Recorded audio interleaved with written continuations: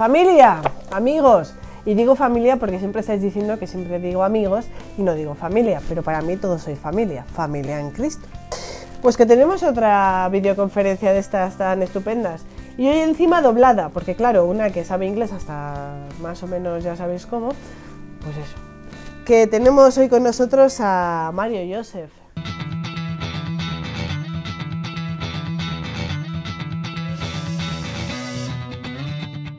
Mario Joseph, quiero saludarte y darte las gracias por estar hoy con nosotros. De nada, que Dios les bendiga. Vamos a entrar un poco en materia. ¿Cómo fue tu infancia? ¿De dónde eres? ¿Cómo es tu familia? Cuéntanos un poco de ti. Mis bisabuelos son de Turquía, pero se trasladaron al sur de la India, en el sur, en Kerala, en una localidad que se llama Wayanad, bonita región montañosa. Somos 6 hijos en casa, yo soy el tercero. Cuando mi madre estaba embarazada de mí, tuvo una infección intrauterina. Los doctores decían que moriría en el útero. Los médicos aconsejaron a mi madre que abortara a su hijo. Pero ella es una gran devota de Alá, Dios, y por eso no aceptó el consejo de los médicos. Ella rezó a Alá diciendo: Alá, la vida es tuya. Por eso sé que tú puedes dar vida. Si tú le das la vida a este niño, yo te lo entregaré. Este fue su ofrecimiento o entrega. Y milagrosamente, yo nací, aunque todos pensaban que moriría. Como yo había sido ofrecido a Dios, mis padres no me mandaron al colegio. Por eso mi infancia fue muy mala, porque cuando mis hermanos, hermanas y vecinos iban al colegio, yo no tenía la libertad de ir, porque yo pertenecía a Dios. A la edad de 8 años me mandaron a un colegio musulmán árabe para hacerme musulmán maulana. Hasta los 8 años, si me preguntas, no me acuerdo de todo, pero sí me acuerdo de algo entre los 5 y los 8. Así que mi niñez no fui muy feliz porque habían decidido contra mi deseo. A mí no me habían preguntado si estaba preparado para ser de Dios. Nada de eso. Ellos mismos me ofrecieron y dijeron: tú eres de Dios. Antes de los 18 llegaste a ser imán, ¿no? Sí, sí. ¿Y cómo fue este proceso? Pues para nosotros, para hacerte musulmán maulana, tienes que estudiar filosofía y teología. De filosofía tienes 5 años, o casi. En estos 5 años estudias metafísica, epistemología, lógica, los clásicos, etc. Y también la lengua árabe. Y en segundo se estudia teología. Teología comprende primero Moktefer y después Motowel. En Motowel vas a estudiar teología, teología moral, teología coránica, sharia, derecho y demás. Si todo te va bien, terminas en 10 años, pero algunos terminan en 12. Pero lo normal es terminar en 10 años los estudios. Terminé mis 10 años de estudios en ese colegio árabe que se llamaba Collide tu Jerusalem l'Islam y la Arabia, que está en el sur de Kerala. Y allí es donde estudié. Estudié el Santo Corán y las obras del profeta Mahoma, y allí fue donde recibí todas las enseñanzas islámicas. Vale, y en ese tiempo, en ese proceso de formación, en todo ese periodo, ¿tú no te preguntaste, por ejemplo, alguna vez, ¿será verdad todo esto que me están diciendo? No, una cosa que tengo desde mi infancia, muy dentro de mí, es que las leyes no deben ser impuestas a los seres humanos. Debe haber libertad. Si quieres hacer algo y es bueno, será bueno para ti, pero si algo es malo, será malo para ti. Eso lo puedes decir, pero si tú no sabes eso, no tienes por qué ser castigado. Pero en el Islam, por ejemplo, mi papá me decía, Nana, y si yo no respondía Nahma, me pegaban. Me decían, tú harás el Ramadán, y si no hacía el ayuno, después no me daban comida, así que no podía estar feliz con los castigos en mi niñez. A ver, ¿en qué momento pensaste esto no es verdad? ¿En qué momento, no sé, giraste quizás o qué te hizo ir hacia el cristianismo? Sí, bueno, mientras trabajaba en una mezquita como imán, Sería como un párroco. Prediqué una vez que Jesucristo no era Dios. Para mí, Dios era solo Alá. Y creía que Alá nunca se casó, por tanto no tuvo hijos. Entonces, prediqué que Jesús no era Dios. Y alguien de la asamblea me preguntó, ¿quién es Jesús?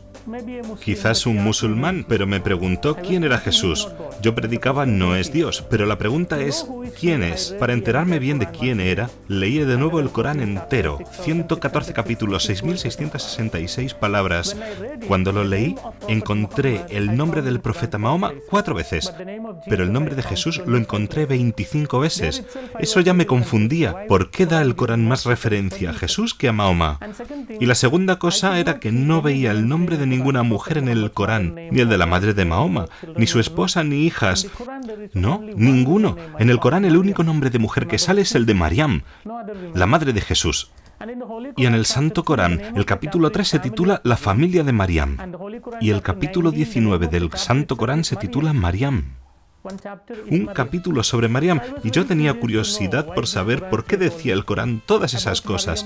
El Santo Corán dice en el capítulo 3, versículos 34 y siguientes, que María nació sin pecado original, que nunca cometió ningún pecado en toda su vida, que fue siempre virgen. En el capítulo 5, versículo 23, dice que fue al cielo con su cuerpo físico. La Asunción está en el Corán. Y después de Jesús, cuando leí el capítulo 3, versículo 45-55, el Corán declara 10 cosas de Jesús. Primero el Corán dice Kalimatala, la palabra árabe para palabra de Dios. Y la segunda cosa es Rojallah, que significa Espíritu de Dios. La tercera es Ital-Mashik, que significa Jesucristo. Entonces, el nombre que el Corán da a Jesús es Palabra de Dios, Espíritu de Dios, Jesucristo. Y después el Corán dice que Jesús habló cuando era muy pequeño, como unos 2 días de su nacimiento. Empezó a hablar. El Corán dice que Jesús creó un pájaro vivo de barro. Cogió barro, formó un pájaro, le sopló aliento y vivió.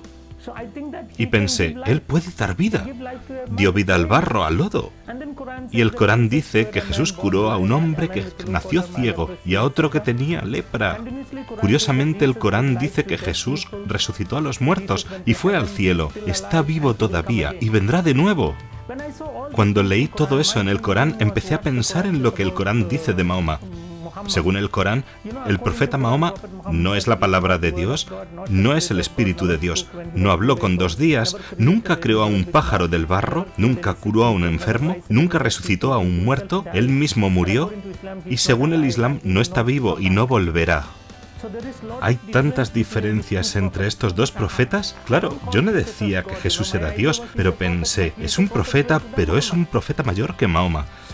Así que un día fui al Instituto Árabe donde estuve 10 años y le pregunté al profesor, ¿cómo creó Dios al universo? Y él dijo, Dios creó el universo a través de la palabra.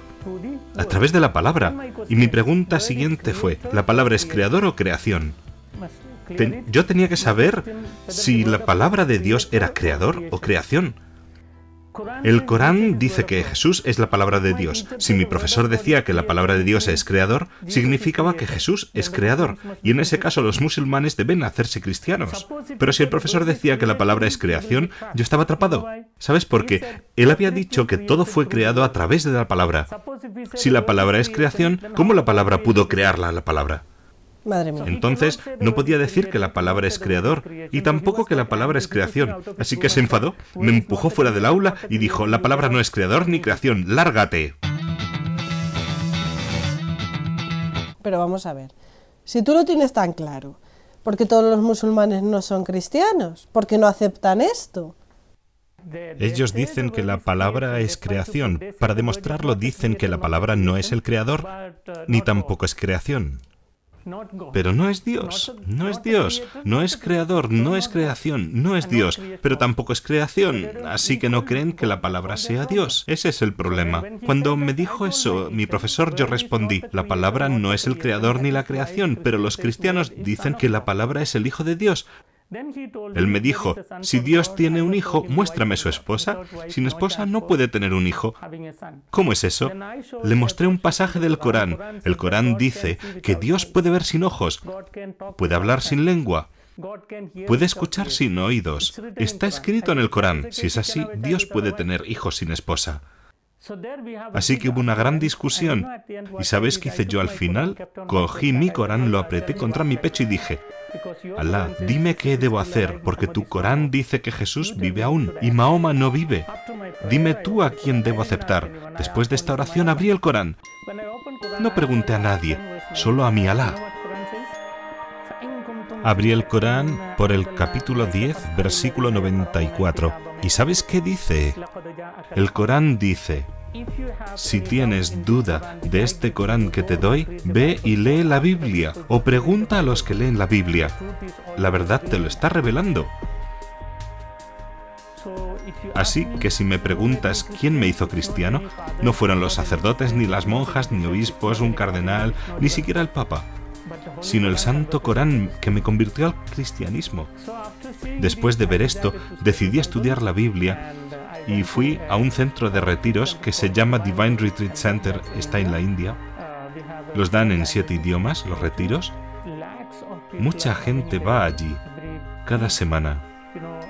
Cada semana, de lunes a viernes, están internados muchos hindúes, musulmanes, cristianos y gentes de distintas denominaciones de todo el mundo. Allí hice mis estudios de Biblia. Así empezó mi relación con el cristianismo, con la Iglesia Católica. Vale, allí decidiste ser cristiano. No fue al llegar inmediatamente, no. Hice primero un retiro y no estaba muy contento. No había cumplido todavía los 19. No, terminé mis estudios y estaba trabajando en el Instituto Árabe, estaba trabajando en el Mushid y no había cumplido los 19 años. Mientras hacía mis estudios de Biblia, había muchos puntos de la Biblia que me tocaron. El primer día el sacerdote leyó Juan capítulo 1, versículo 1. En el principio ya existía el Verbo, y el Verbo estaba con Dios, y el Verbo era Dios, y el Verbo se hizo hombre. Mi Santo Corán dice que Jesús es la palabra de Dios, y la Santa Biblia también dice que Jesús es la palabra de Dios. Así que los dos me parecían semejantes. Y estaba contento de saber que yo necesitaba el Corán y necesitaba la Biblia, ambos. Un día pensaba ser cristiano y al día siguiente musulmán, y luego cristiano.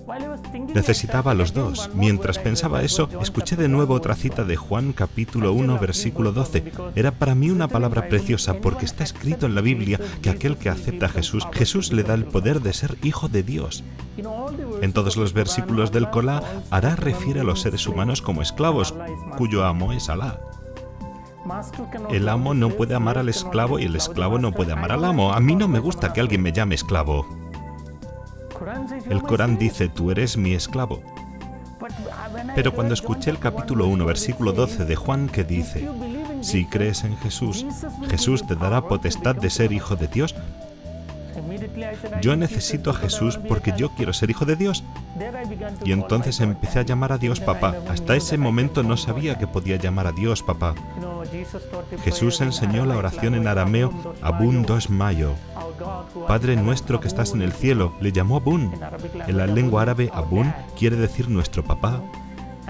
Y si me preguntas, yo no puedo expresar la alegría que tengo cada vez que llamo a mi papá, cada vez que llamo a Dios papá, y cada vez que pienso que el creador del universo es mi papá, me entra una alegría que no puedo expresar. Va más allá de... es una experiencia que no puedo explicar, solo lo puedes entender si lo experimentas. Me encanta llamar a mi Dios papá. Fue entonces que decidí aceptar a Jesús. Entonces, ¿decidiste allí ser cristiano? ¿Y se lo contaste a tu familia? No. Me quedé en el centro de retiros como muchos otros y decidí hacerme cristiano entonces. Para entonces ya habían notado mi ausencia en casa. Mis padres pensaban que estaba en Masjid y la gente de Masjid pensaba que estaba en casa. Cuando se pusieron en contacto unos y otros entendieron que no estaban ni en Masjid ni en casa.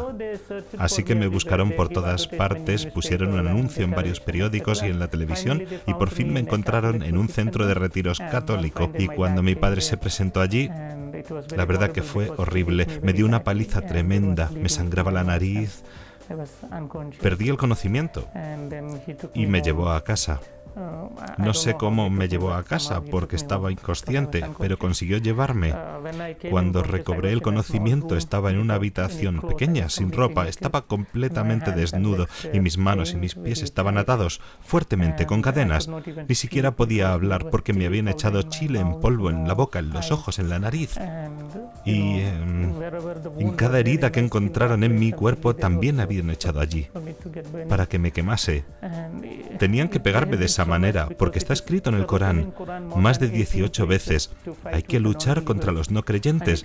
Y está escrito en algunos pasajes del Corán que hay que matar a todo aquel que rechaza el Islam. Mi padre estaba obedeciendo la ley. Quería hacer algo. Durante algunos días no me dieron ni agua ni comida. Estaba totalmente seco. Me lamía los labios, intentaba lamer algo de sangre para mojarme la garganta. Y vino mi hermano y vertió orina en mi boca. Me dijeron que ese era el castigo por creer en Cristo. Y después de tantos días sin comer ni beber, se me encogió el estómago y mi cuerpo me quedé tan débil como un recién nacido. Finalmente perdí hasta la memoria. No podía pensar por falta de comida ni agua y seguía así como un muerto. No sé cuántos días estuve en esa habitación, pero más de 20. Un día vino mi padre, me quitó las cadenas mientras dormía. Me agarró del cuello muy fuerte para averiguar si estaba vivo. Me agarró con tanta fuerza que no podía ni respirar. Cuando abrí los ojos vi un gran cuchillo que tenía en la mano. Mi padre me dijo, es tu última oportunidad, no hay esperanza. Si eliges a Alá, te dejaré con vida. Si eliges a Jesús, te mataré. Recordé que cuando yo estaba en el vientre de mi madre todos decían que iba a morir, pero por el amor que me tenían, rezaron y me alcanzaron la vida con sus oraciones. Y ahora me querían matar. No sé, conocía bien a mi padre, sabía que me mataría. Cuando supe que eran mis últimos momentos de vida, pensé, Jesús murió y después volvió a la vida. Si yo creo en Jesús y muero, yo también recobraré la vida. Una alegría me entró, es mejor morir con Jesús. Cuando lo decidí, de repente cayó en mi frente algo, como un rayo de luna. Sentí caer algo encima de mi cabeza, un tipo de, no sé, carga eléctrica, y algo corrió por mis venas. Me entró una energía, no sé de dónde, que fluyó por todo mi cuerpo y no me podía controlar por la cantidad de energía en mis huesos. Aparté la mano de mi padre y grité, ¡Jesús! En el momento que grité, mi padre se cayó al suelo. Cuando cayó al suelo con el cuchillo que llevaba en la mano, tenía una gran herida en su pecho. Y estaba sangrando. Salía espuma de su boca y gritaba. Todos los que se encontraban en la habitación estaban en shock. Mis hermanos y mi madre junto con mis hermanas no sabían qué estaba pasando. Pensaron que mi padre ya había muerto. Le sacaron de la habitación y le llevaron al hospital. Cuando le llevaron se olvidaron de cerrar la puerta con llave desde fuera. Me llenó una energía tal que no puedo explicar porque estaba muy débil. Llevaba más de 20 días sin comer. Me encontraba como un bebé recién nacido, pero con mucha energía. Salí de la habitación, cogí la ropa de mi padre y después salí corriendo a la parada de taxi para coger un taxi. Ya de camino, el taxista, que era cristiano, me compró algunos dulces, zumo y lo que hizo falta. Él conocía mi lucha y me llevó a Portai. Seguimos en contacto hasta hoy. Es muy amigo mío ese taxista. Fui a Portai y aquel día entendí que mi Jesús está vivo. Hasta ahora. Cuando le llamé en mi necesidad, me salvó. Eso quiere decir que Él está presente aquí mientras yo os hablo. Tengo la certeza de que Él está presente aquí. Así es mi vida. Sé que está presente en todo lugar porque ya han pasado 18 años desde mi conversión. Jamás pensé que los musulmanes me dejarían vivir 18 años. Incluso he predicado en Medio Oriente y los árabes han asistido y no ha pasado nada. Eso es prueba de que Jesús está vivo y me protege. Mario, ¿sigues amenazado de muerte? ¿Siguen intentando matarte? Sí, incluso después de esta experiencia han intentado matarme muchas veces. Y al final mis padres hicieron una ceremonia funeraria simulada. Es como una ceremonia de destierro, de rechazo. Me hicieron una estatua y enterraron en una tumba. Escribieron mi verdadera fecha de nacimiento, pero para la fecha de fallecimiento pusieron el día en que me hice cristiano, el día en que recibí el bautismo. Para ellos es la fecha en que morí y me enterraron. En mi propio pueblo natal tengo una tumba. Un amigo cristiano me mandó una foto de ella. Es por eso que sé que tengo una tumba. Y desde entonces no tengo contacto con mi familia. Ni siquiera con mis hermanas, a las que quiero mucho, ni con mi madre, a la que quiero de verdad, pero no hay esperanza. Humanamente hablando, no hay esperanza, pero Dios les puede tocar en un solo instante. Por eso estoy rezando, y aun si no aceptan el cristianismo, siempre digo a Jesús, por favor, llévales al cielo. Donde esté yo, allí les necesito. Y esa es mi oración siempre. ¿No tienes miedo de morir? No, en absoluto. Y no debes. Tener miedo a la muerte es una necedad. ¿Sabes por qué? Todos los que nacen algún día tendrán que morir. 100% seguro. Todos tienen que morir. Tú tendrás que morir. Todos. Tanto si temes a la muerte como si no, tienes que morir. Es un hecho. Y yo diría que es la única cosa que alcanzarás segura en esta tierra. Aún mientras hablo contigo, no tengo la certeza de que esta entrevista será emitida. Puede pasar cualquier cosa. No tengo la certeza de cenar esta noche. No estoy seguro. No estoy seguro de que volveré a la India. No estoy seguro. No tengo la certeza de que mis hijos estudiarán bien y sacarán su título. No estoy seguro. La única cosa de la que tengo certeza es de que voy a morir. Todo lo demás está en el aire. Haces lo que puedes. Algunas cosas te salen, otras no te salen. Pero está todo en el aire. No es seguro. La única cosa segura en esta tierra es la muerte. Así que nunca la temas.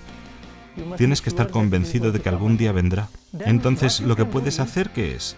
Puedes pensar así. Si crees en Mahoma y mueres, ¿sabes lo que te va a tocar? El profeta Mahoma murió, le enterraron y después no sabemos a dónde fue. Si yo creo en él y muero, no sé dónde iré.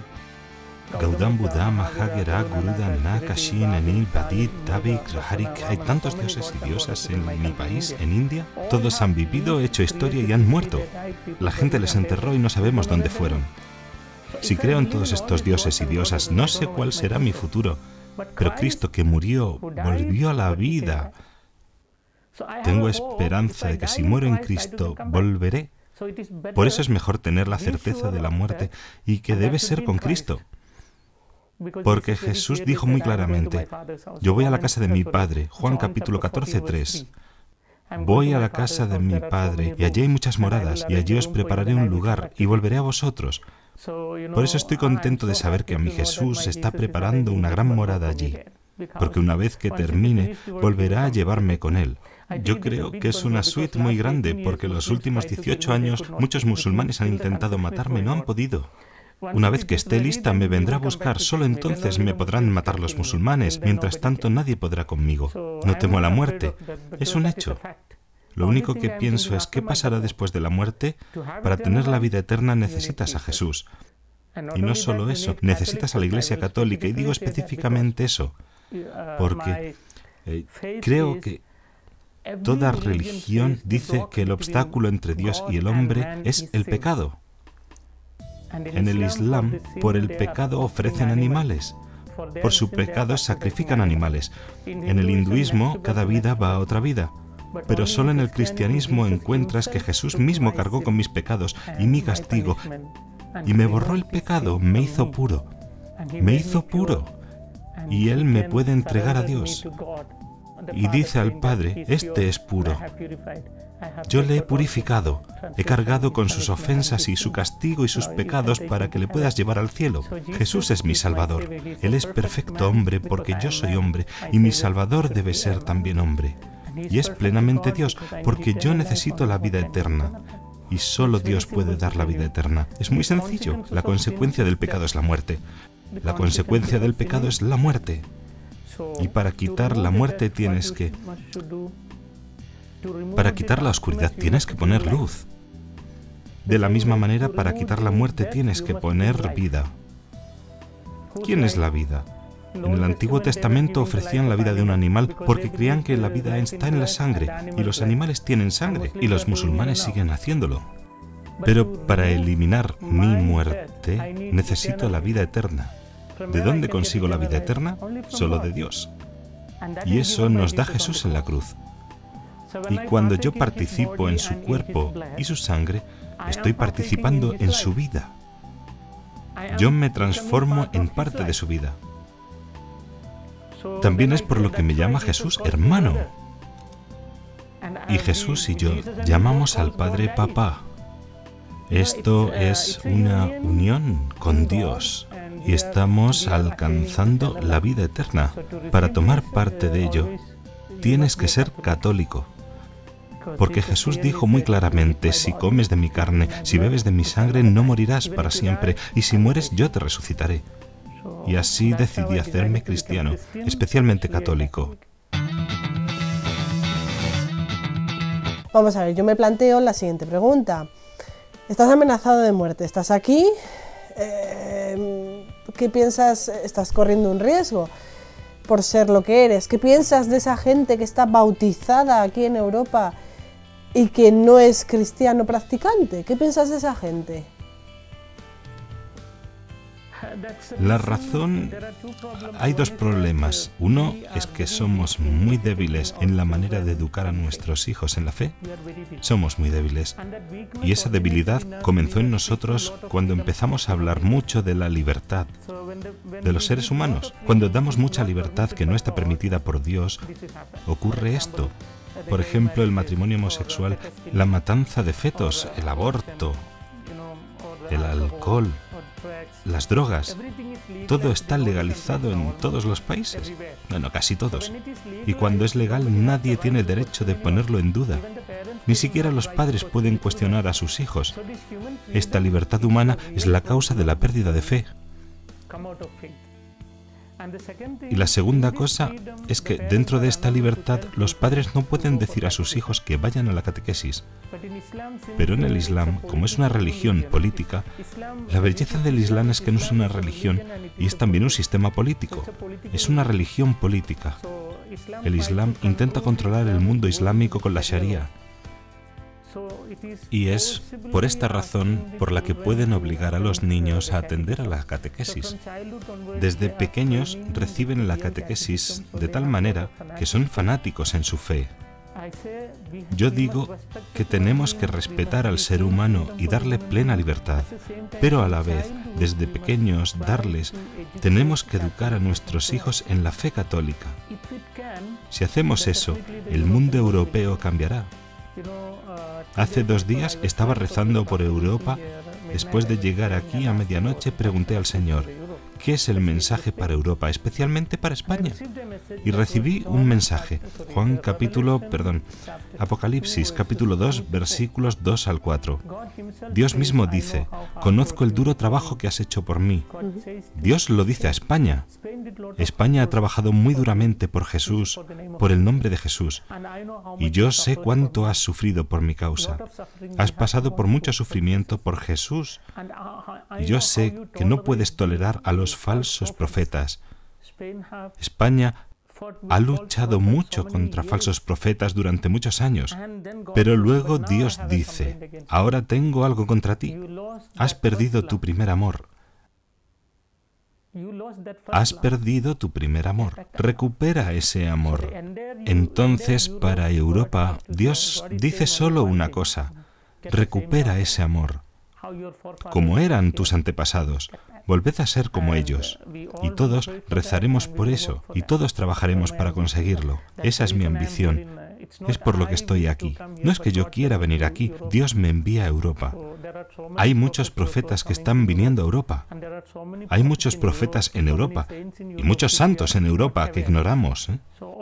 Entonces, si todos trabajamos y rezamos juntos, sin duda los cambios llegarán. Menos mal que lo ves así. Cuéntanos, ¿a qué te dedicas ahora? ¿Qué clase de apostolado haces? ¿A qué dedicas tu tiempo? En la casa de retiros donde vivo, que es un centro católico, tenemos retiros en lenguas locales: Malayalam, Tamil, Bengalí, Canarés, Konkani, Hindi e inglés. Doy charlas todos los días en estos idiomas. Estoy ocupado todos los días, es decir, de lunes a viernes estoy ocupado predicando la palabra de Dios y doy testimonio a miles de personas. Aparte de eso, cuando Dios me envía a otros países o a otras partes de la India, viajo un poco más y así es mi vida actual, servir al Señor. Antes hiciste referencia a la Virgen. ¿Cómo es tu relación con ella desde que eres cristiano? ¿Cómo te relacionas? ¿Qué piensas de la figura de la Virgen? ¿La tienes como madre, quizás? ¿Con nuestra Madre María? Ah, sí, es una pregunta muy bonita. Una vez, cuando era muy pequeño, tuve una infección en los dedos del pie y mi madre me llevó al hospital. El nombre del hospital es Fátima y Fátima es el nombre de la hija de Mahoma. Pero había muchas hermanas y padres católicos. Y pregunté a mi madre, mamá, Fátima es un nombre nuestro, ¿no? ¿Por qué lo tienen los cristianos? Mi madre me explicó lo de Fátima, Fátima de Portugal, y cómo nuestra madre se apareció allí.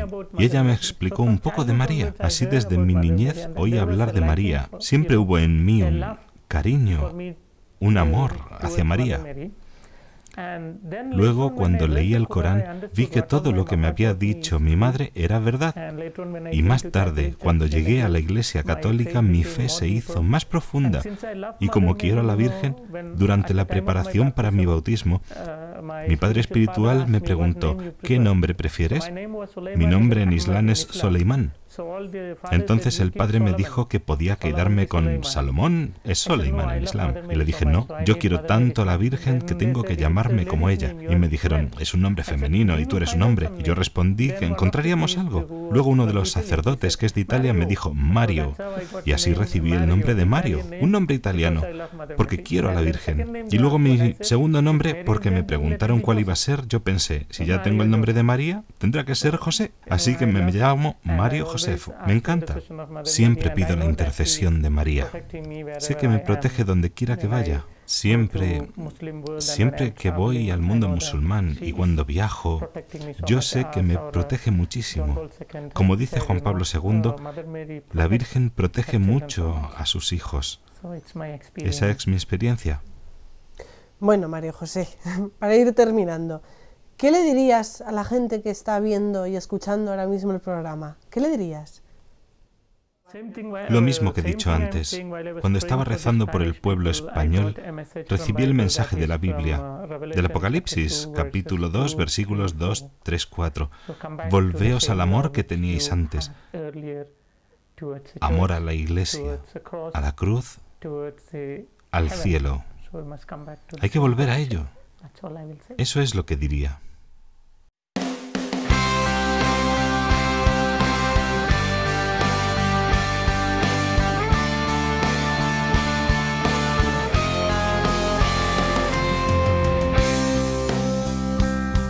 Muchas gracias, Mario. Muchas gracias por recibirnos. Ok, que Dios les bendiga.